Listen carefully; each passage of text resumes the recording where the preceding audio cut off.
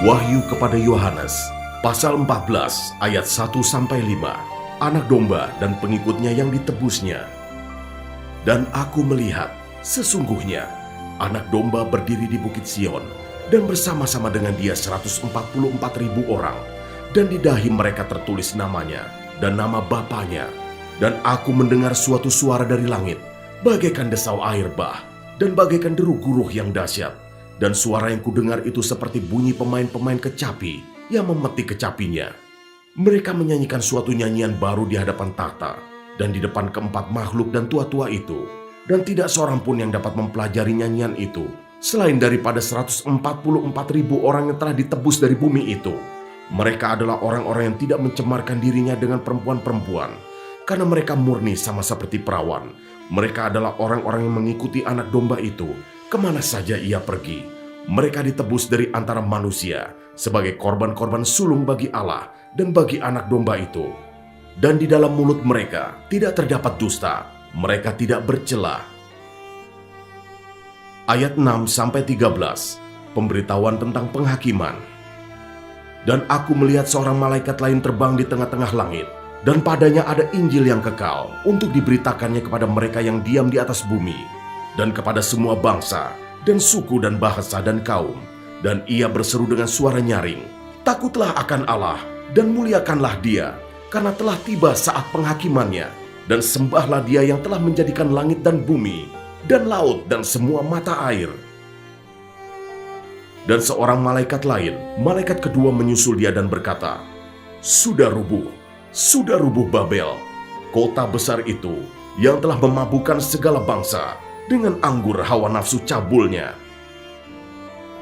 Dan seorang malaikat lain, malaikat ketiga, menyusul mereka dan berkata dengan suara nyaring, "Jikalau seorang menyembah binatang dan patungnya itu, dan menerima tanda pada dahinya atau pada tangannya, maka ia akan minum dari anggur murka Allah yang disediakan tanpa campuran dalam cawan murkanya, dan ia akan disiksa dengan api dan belerang di depan mata malaikat-malaikat kudus dan di depan mata anak domba. Maka asap api yang menyiksa mereka itu naik ke atas sampai selama-lamanya, dan siang malam mereka tidak henti-hentinya disiksa, yaitu mereka yang menyembah binatang serta patungnya, dan barang siapa yang telah menerima tanda namanya." Yang penting di sini ialah ketekunan orang-orang kudus yang menuruti perintah Allah dan iman kepada Yesus. Dan aku mendengar suara dari sorga berkata, "Tuliskan, berbahagialah orang-orang mati yang mati dalam Tuhan sejak sekarang ini.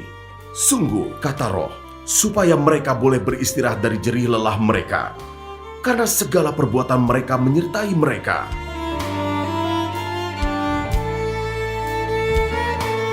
Ayat 14-20, tuaian di bumi.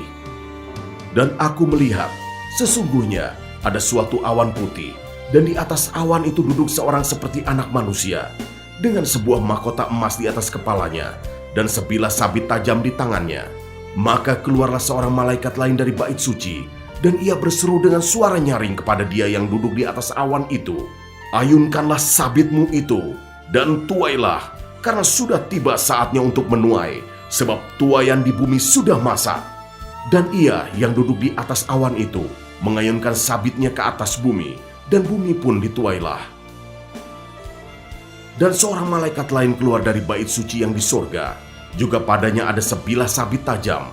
Dan seorang malaikat lain datang dari mezbah, ia berkuasa atas api, dan ia berseru dengan suara nyaring kepada malaikat yang memegang sabit tajam itu, katanya, "Ayunkanlah sabitmu yang tajam itu, dan potonglah buah-buah pohon anggur di bumi, karena buahnya sudah masak." Lalu malaikat itu mengayunkan sabitnya ke atas bumi, dan memotong buah pohon anggur di bumi, dan melemparkannya ke dalam kilangan besar, yaitu murka Allah. Dan buah-buah anggur itu dikilang di luar kota, dan dari kilangan itu mengalir darah, tingginya sampai ke kekang kuda dan jauhnya 200 mil.